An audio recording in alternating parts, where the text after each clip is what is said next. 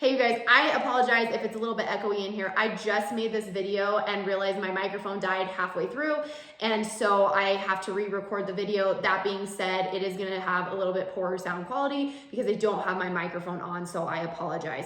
So today I wanted to give you guys a comparison of two tools that I have been using. I have had this PEX, and I pulled the specs on them because I've had them for a while, so I didn't have like the cost and what they cost today.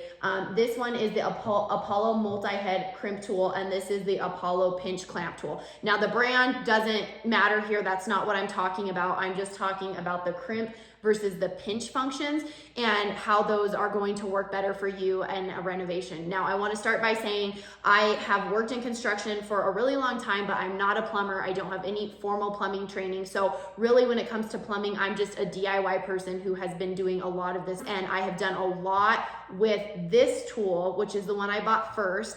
And when I bought this, I had a lot of frustrations that I ran into because it almost is like a bolt cutter in the way it functions, because you have to open it so far to get the function for the crimp to work. And I ran into a lot of applications where I literally could not use this tool because it did not fit.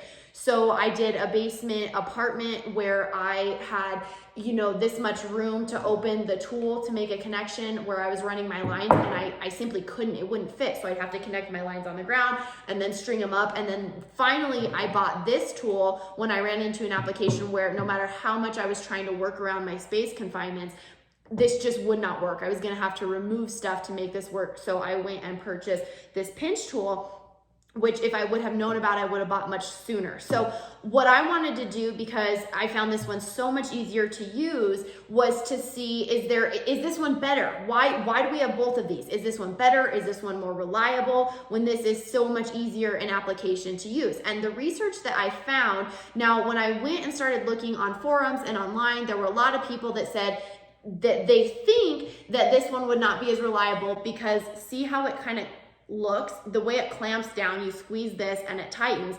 The opinion was that this may loosen over time and be less reliable. However, I could not find any research or studies of this type of ring being less reliable than this type of ring. Now, some people said that because this is copper and this is stainless, that this would be better like underground, maybe where you're gonna have, some water touching for corrosion prevention.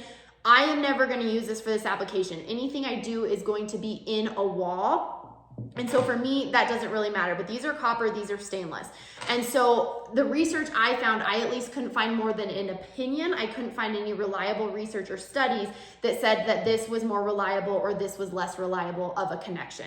So I wanted to get that out of the way. Now, you are gonna use PEX pipe for either of these, and you're gonna use these, the same barbed fittings for either of these as well. So if you have a whole bunch of these barbed fittings, they will work with this type of ring, and they will also work with the copper rings.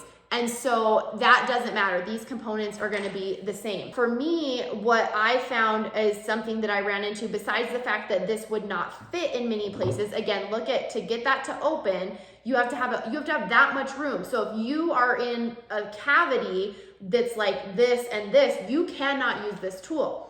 Whereas this tool, it is going to squeeze on right like that. Here, let me release it. It's gonna squeeze on, and then you can do this with one, you only need this much width, and then you're gonna do this, usually it's about 7 times.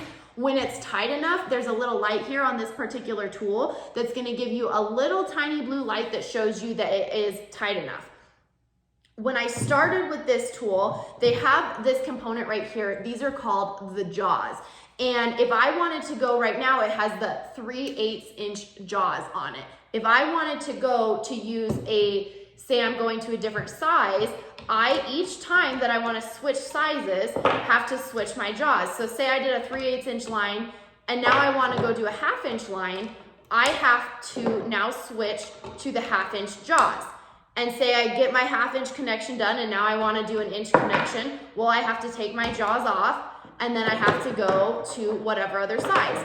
So this tool right here comes with this whole kit, and it comes with 3/8 inch, half inch, 3/4 inch, and inch sizes. And so it can do all those sizes. And then they have this tool that they call the no-go or the go tool, that once you make a connection, you can slide it over and they tell you how it should look in that fitting and how it should fit.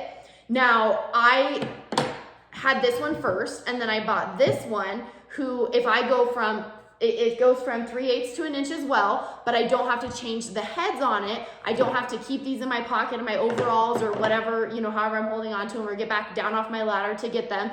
It just fits on the little notch right there, and then you squeeze it however many times till it gives you the signal that it's tight enough, and then that's it. And then you don't have to change all these settings or pieces to make this one function. Now, as far as cost, I, again, have had these for a while, but today I just looked on the Home Depot website. This is the Apollo multi-head crimp tool, and before tax, this altogether is $99.98. This is the Apollo pinch clamp tool, and before tax, this is $54.98. Now, there's several different brands of these. Again, I think SharkBite makes a brand. There's a ton of brands. So again, I'm just talking about the functionality of the tool. The brand is neither here nor there to me. This was just what was available at my Home Depot. Now, as far as the rings, again, just at my Home Depot, these are Apollo brand, but there's several other brands. A 10-pack of these stainless steel pinch clamp rings is $6.57. A 25-pack of the half-inch copper crimp rings is $9.33. So this tool is more expensive, but the crimp rings are less expensive. This tool costs less, but the pinch clamp rings cost more. Maybe because they're stainless, that would be my guess. But the functionality of this tool, if you are a DIYer, if you're not doing a lot of plumbing or bathroom projects like me, I basically just do plumbing when I have to, when I'm renovating a kitchen or a bathroom or whatever. I'm not gonna buy the best of the best and most expensive. There's way cooler tools that you can buy. But if I had to pick, I would purchase this one because it fits and works in every space and application. Whereas this one, there are locations that it literally just will not work for me. It just doesn't fit. Now, in addition to it just not fitting in certain spaces, the other thing that I liked much more about this tool versus this tool is with the crimp tool, because when you slide the ring on, there's a very specific measurement on the barb of where this should go. Like, you don't want it up too high, you don't want it down too low. They will show you a picture on the back of the package of where that should go. Now, if I'm working on a horizontal application, it's usually pretty easy to get it to stay where you would like it to stay. But if I'm working on a vertical pipe, like maybe I'm making a connection like this or a connection like this, to get that to stay is very difficult when you have to have two hands on this tool. I cannot operate this tool without two hands. And so these were very frustrating to get them to stay where you wanted them to stay. And I, in fact, had situations where the connection I didn't trust, I didn't like where it was on the barb, and I would just have to take my cutters and cut it off and redo it just to err on the side of caution. Now, with the pinch clamp, or the pinch clamp, one thing I liked about this one is because, one, it just seems like it sticks on there better. See how they don't slide as much? This one kind of just like you put it on and it slides. This one stayed on a little bit better, but ultimately, because this tool can function with one hand, I could hold this where I wanted it to make sure it stayed on, and I could function the tool to make sure that this lined up the way that I wanted it to line up. So ease of use with the one-handed tool was just much, much easier for me. Now, one thing I have not had to do, but that I have done research on just so I could convey to you guys, is removal. So like I said, I had some incidents where this wasn't exactly where I wanted it, and I just cut off the connection and started again. But sometimes you are going to have an application where you maybe have something going on over here, and you don't want to have to cut the connection and redo it all, and you don't want to have to redo this whole side. So I have read that there is a tool to remove the copper rings, but that you have to cut it and it works from the inside. And so you basically have to cut the connection to be able to remove it. And I've had some forums that I've read where people have said very carefully with a Dremel tool, if this is on here, they can get their little Dremel in there and cut it super, super carefully without ruining the barb or the connector, so they don't have to undo whatever is on the other side. But technically the tool for removal, you do have to work from the inside of the connection.